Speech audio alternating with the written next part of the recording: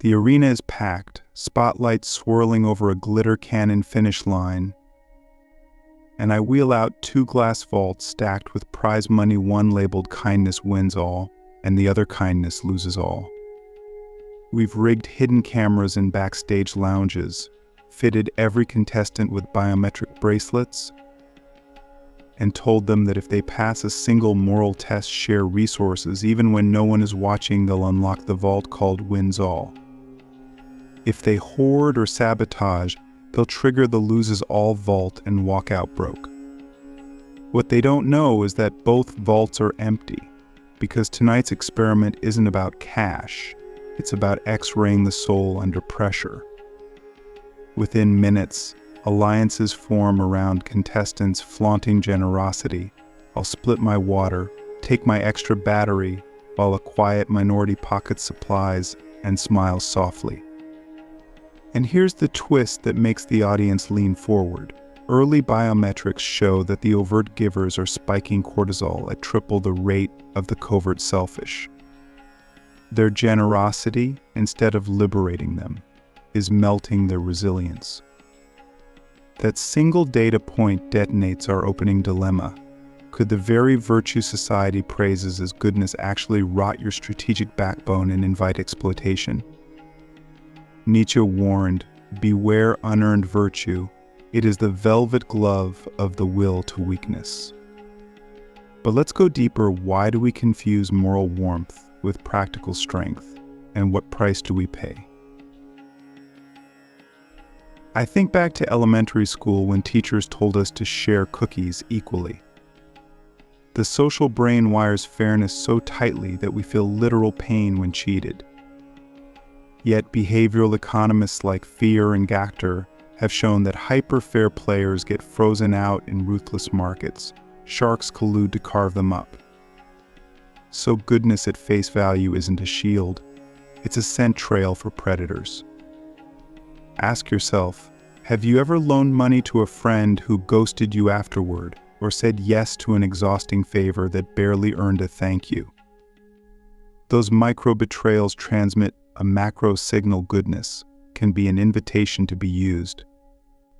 Moral psychologist Paul Bloom calls it the empathy trap.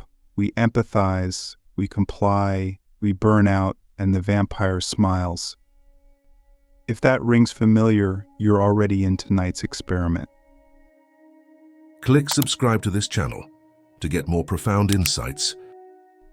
Let's zoom to minute one's promise of a philosophical cliffhanger. Here it is. Imagine a scenario where saving a drowning stranger will cost you your dream job interview across town. Evolutionary biologists say our genes whisper save kin, not strangers. Yet cultural scripts thunder a good person saves everyone.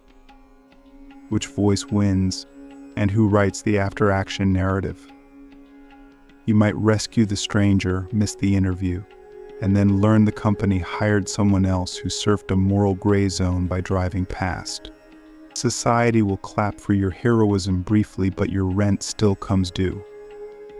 Goodness became weakness in economic terms, even if it glowed on Instagram for 24 hours. Is that trade worth it? Stoic philosopher Epictetus would ask, does applause pay your obligations? Our video will ask harder, does applause craft or cripple long-term autonomy? From minute 1 to 3, we accelerate inquiry. I splice historical footage of Mahatma Gandhi fasting for peace beside clips of ruthless CEOs who donate pennies to charity, yet dominate Forbes lists. The ironic montage triggers cognitive whiplash. Why does radical goodness often end in martyrdom while performative goodness vaults career graphs? It's because power discerns between moral optics and power optics. Real good, the kind that costs bleeds capital. Cosmetic good, the kind that tweets accrues capital. Most of us blur the two until we learn the hard way that virtue signaling isn't virtue, and sacrifice without calculus is self-harm. At the 3-minute re-engagement spike, I flash a quote from Lao Tzu, "Those who are too good invite questioning." The Taoist sage warns that rigid kindness blocks adaptive flow. Neuroscience translates this: chronic self-suppression of anger elevates inflammatory cytokines, shortening life expectancy. So perpetual niceness literally sickens the body while emboldening freeloaders. Are you still proud of being the nice one, or do you feel the edge of existential cost carving into that label?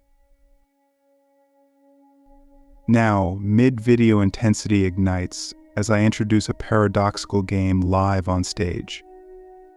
Contestants draw colored wristbands in secret. Green bands must act altruistically.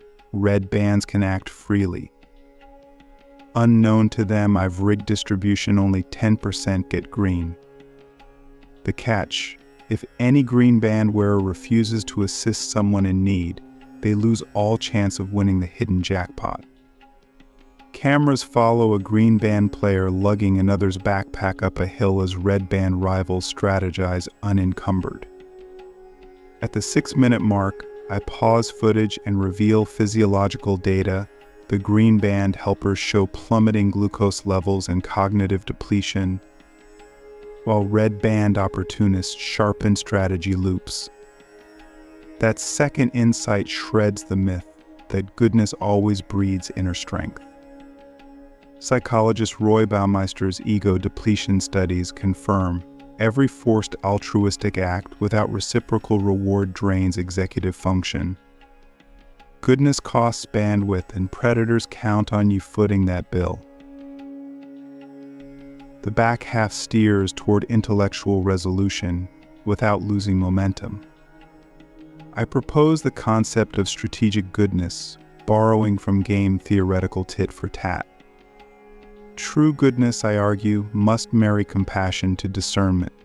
Trees evolved bark, not to cease giving oxygen, but to avoid getting gnawed to death. Likewise, we need an ethical epidermis boundaries that signal I give, but I won't bleed dry. I demonstrate by replaying earlier footage and overlaying animated shields around contestants who negotiated mutual aid pacts before sharing resources. These players preserved both morality and vitality, finishing puzzles fastest. Virtuous yet UN victimized. The takeaway shouts without words. Calibrate kindness through the lens of self-respect. As we approach the 12-minute marker, I drop a bomb of practical advice. First, maintain a yes budget. Decide weekly how many favors you can grant without compromising core goals. Every new request must bid competitively for those slots. Second, deploy the delayed pledge. Tell askers you'll confirm tomorrow. Urgent exploiters evaporate in that time buffer. Third, run the reverse golden rule before helping. Ask if the person would realistically reciprocate under flipped circumstances. If no, downgrade to limited assistance. Each tactic offers an immediate lever viewers can yank tonight. The crescendo builds. I bring on neuroscientist Dr. Maya Patel, who explains that acts of principled refusal spike dopamine almost as much as acts of altruism, because the brain rewards agency. Viewers realize saying no is not moral failure. It is neurochemical affirmation of self-sovereignty. I circle back to our initial vaults, unlock both to reveal mirrored interiors and a final scroll. Goodness without strategy empties both vaults. The cameras close on contestants' stunned faces, then pan to my challenge. Will your future goodness bankrupt you or bankroll you? Super deep question as we crest 1,500 words. If every yes today erased 1 hour of tomorrow's deepest purpose, would you still say yes so freely? Let that sink and ripple outward as you look at your calendar. Picture a medieval chapel embedded in a citadel wall. The stained glass halo above the altar glows whenever sunlight hits the moat. Halo and fortress, reverence and defense, merged into one structure. That's the architecture we're about to build inside your psyche, your innate urge, to help shining through ramparts that keep opportunists from siphoning it dry. The transformation hinges on three interlocking frameworks: the halo budget, the shadow ledger, and the reciprocity pivot. Treat them as software patches for the soul, coded by philosophy, tested by behavioral economics, and stress-tested in my own stunt-filled life, where giving away islands taught me more about predators than about philanthropy. Framework 1 is the halo budget, the formalized cap on altruistic expenditure. Most people run goodness on an honor system that gets hacked by guilt manipulators. We're going to allocate it like venture capital. Step 1, calculate weekly bandwidth in three currencies: time, emotional energy, and material resources. Step 2, assign percentages you can lose without endangering mission-critical obligations. Maybe 10% of waking hours, 5% of discretionary cash, 20% of social bandwidth. Step 3, pre-commit those slices to high-impact giving, so when random requests surface, you weigh them against a finite pool. Suddenly, every plea has to pitch ROI. Will this active help advance my values portfolio more than the slots already booked? You're no longer the ATM of goodwill. You're the grant committee of your own destiny. Deep question check. If you audited last month's favors, what proportion actually aligned with your core mission? And how much was hush money to silence your fear of seeming selfish? Philosophical reinforcement arrives from Aristotle's doctrine of the mean. Virtue is the golden midpoint between deficiency and excess. Generosity sits between stinginess and prodigality. A budget operationalizes that midpoint. Neuroscience backs it. Decision-making regions light up when choices involve constrained trade-offs. Without constraints, the same regions flood with ambiguity, leading to default compliance. Installing a halo budget leverages the brain's love for bounded choice to uphold ethical equilibrium. Framework 2, the shadow ledger, is your private spreadsheet of asymmetrical exchanges, times you gave far more than you received, or vice versa. Why keep such a ledger when the sages preach forgiveness? Because memory is biased towards salient emotions. We vividly recall betrayals, forget subtle drains, and thus misprice future interactions. Recording imbalances creates a data-driven mirror.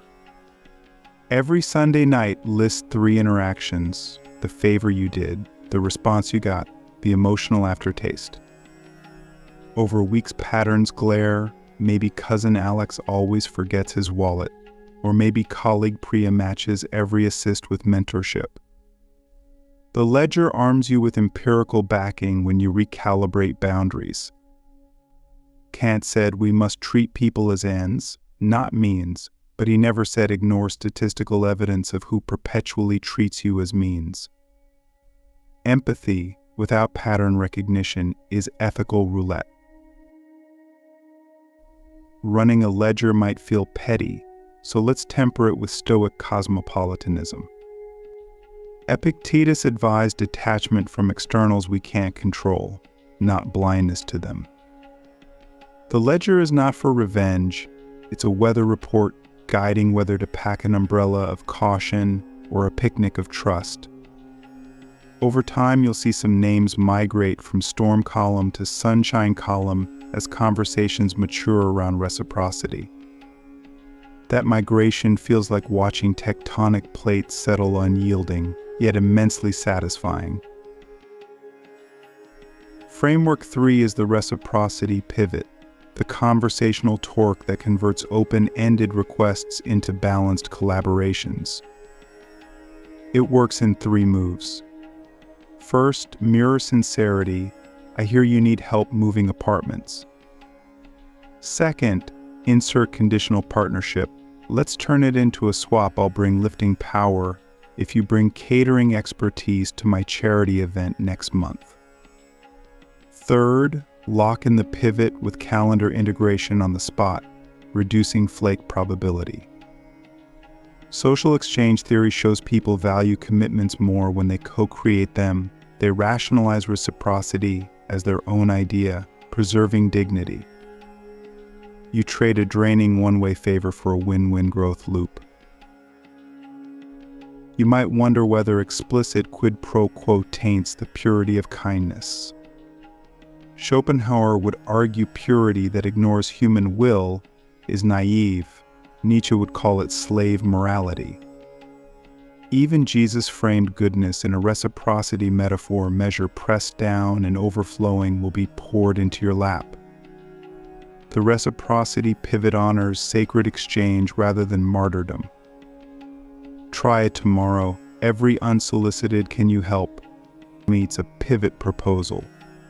Watch how exploiters evaporate while true allies lean forward, intrigued by synergy. Let's test the trio in a live fire scenario. Suppose a nonprofit cold emails you for pro bono consulting. Cold, you might dive in head first. Upgraded, you consults the Halo budget. Only 3 volunteer hours left this week. You open a shadow ledger check. This nonprofit once ghosted your invoice for travel expenses. Strike 1. You deploy reciprocity pivot. I can gift 2 strategy hours if your team produces a testimonial video that boosts my social proof. They hesitate, perhaps decline.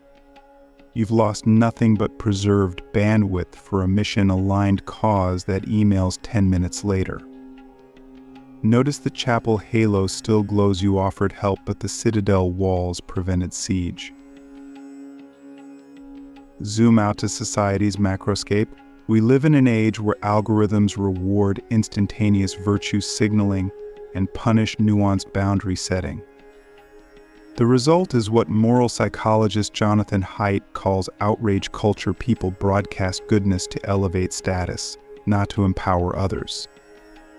Your frameworks immunize you against that dopamine trap. You no longer need public applause because your halo is self-funded by strategic wins. Paradoxically, such restraint generates authentic respect. There's a reason high-value mentors guard their time ferociously. Scarcity signals worth better than any hashtag. Let's crystallize with neuroscientific flourish. Acts aligned with clear personal values light up the ventromedial prefrontal cortex, delivering sustainable satisfaction. Acts performed under social pressure spike the insula, associated with discomfort. Overgiving thus wires the brain for chronic stress. Installing the trio rewires circuits, budgets and ledgers reduce insula activation, pivots boost reward pathways, netting overall resilience. Think of it as neural asset management. Time for a myth to seal memory. In Norse lore, the god Tyr sacrificed his hand to bind the wolf Fenrir, securing cosmic order. Tyr's goodness became weakness because he offered the wrong collateral. Later sagas revere Odin, who barters one eye for wisdom. In exchange, he negotiates knowingly. The moral? Decide which body parts to pledge and to whom. Sacrifice is noble when strategic, reckless when coerced. Which of your metaphorical limbs have you been giving away for free, and what greater wisdom could you buy by trading differently? Practical microdrill. Tonight, draft your halo budget on a sticky note, create a 3-row shadow ledger entry, and script 1 reciprocity pivot line. Place the note on your phone screen before bed. Tomorrow you'll confront it before scrolling. Habits embed when environment nudges action within 30 seconds of waking. Before we transition to the finale, let's face the existential stakes. Goodness undermined becomes self-betrayal, and self-betrayal scales to societal decay, a populace too polite to confront corruption. But goodness armored births courageous cultures where benevolence and backbone dance. Your personal shift may ripple outward. Family members imitate your boundaries. Colleagues model your pivots. Communities evolve norms where giving and guarding exist in harmonic lockstep. Are you ready to architect that ripple? Imagine dawn breaking over a circular citadel you designed overnight. The outermost wall is carved from your clearest non-negotiable: sleep, health, sacred relationships, and the drawbridge lowers only at preset hours. Inside that barrier hums a marketplace of purposeful collaborations, each stall labeled with the exact value exchange you're willing to entertain. Deeper still lies a library of silent rooms where only your long horizon projects may enter. At the core stands a single candle representing conscience, the only flame you vow never to extinguish for anyone's approval. Our mission now is to render that mental fortress in concrete routines so stable that temptation, pity, and social pressure bounce off like arrows glancing bronze. But the construction begins with demolition, tearing down myths that your worth is measured by how many fires you extinguish for others.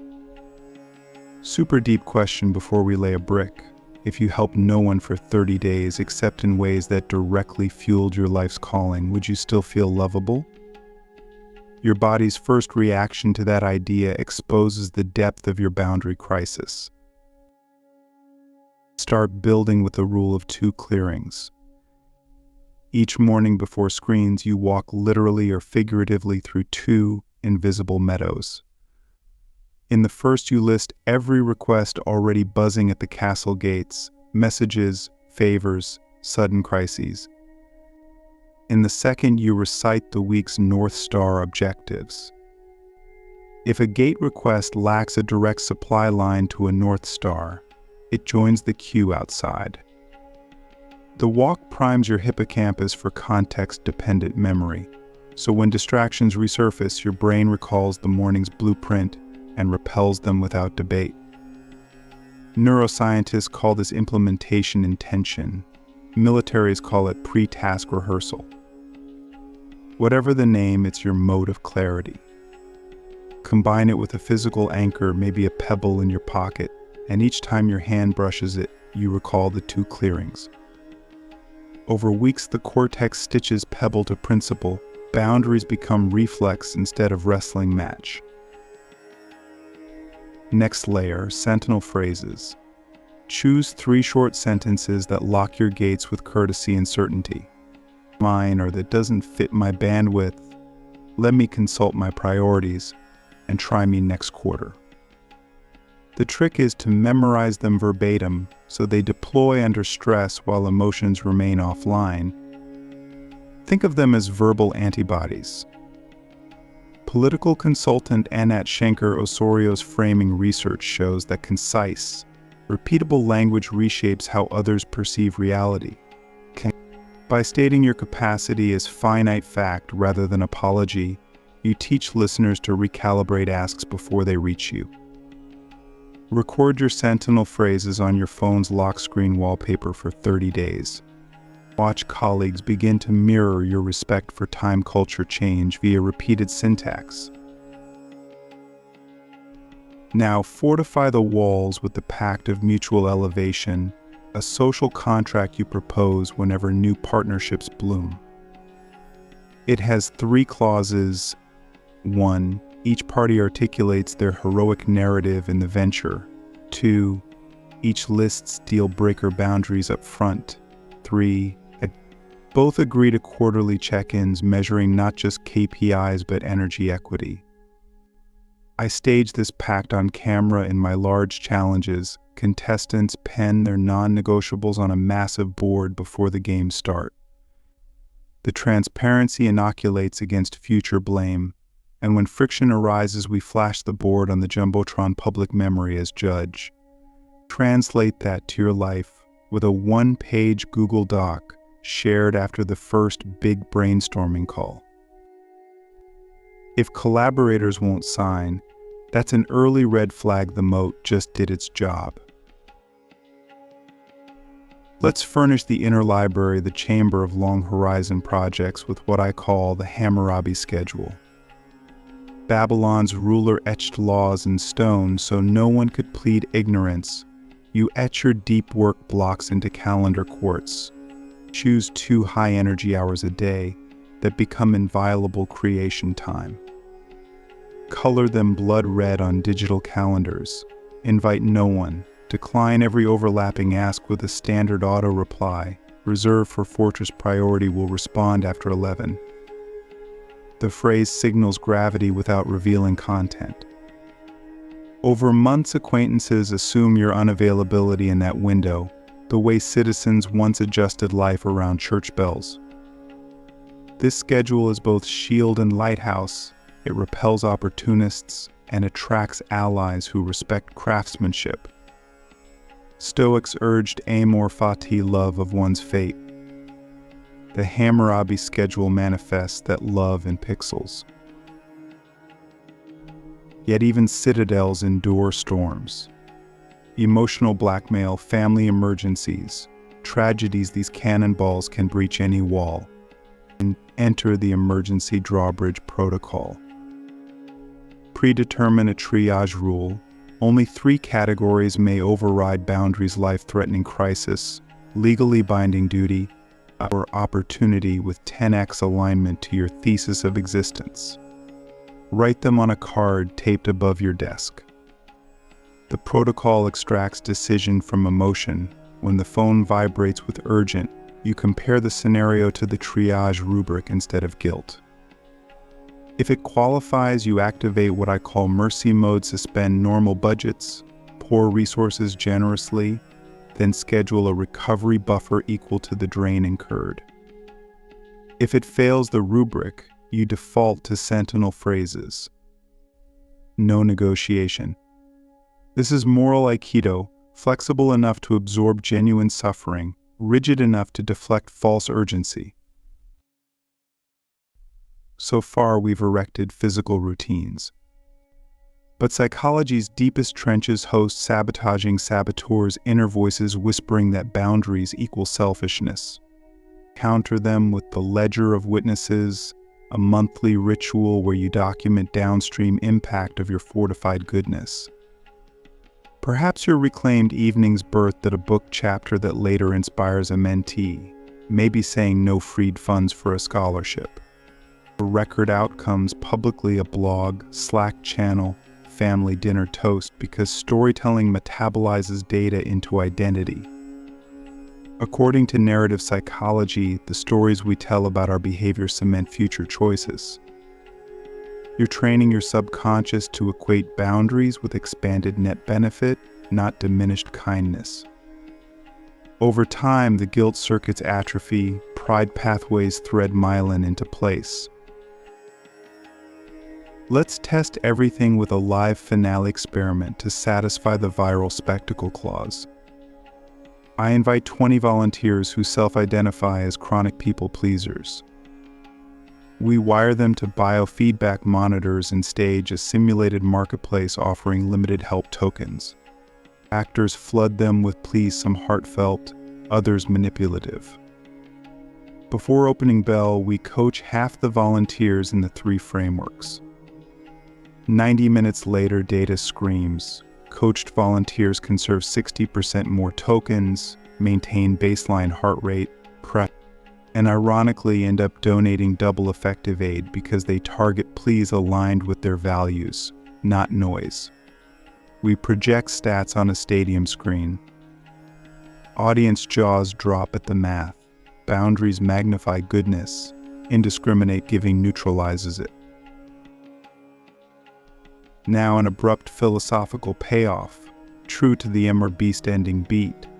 I step off stage and hand the unspent tokens from coached volunteers to the uncoached group who exhausted theirs. They're allowed to redeem them, but only if they sign a pledge to adopt the frameworks for a month in journal results. The crowd watches former overgivers confront the mirror. Will they accept help under new terms or cling to identity as martyrs? No sign. The message detonates, refusing to armor goodness harms not just you, but everyone, depending on your future capacity. Realizing that your self-sacrifice steals tomorrow's generosity jolts even the stubborn into paradigm shift. Final super deep question as the lights dim. If you died tonight, would your last 20 favors echo as seeds of enduring value, or would they fade as panic gestures to be seen as nice? Hold that in your chest. Tomorrow, when the first request pings, let that question ride shotgun with your sentinel phrases. Lower your drawbridge only if the answer feels timeless.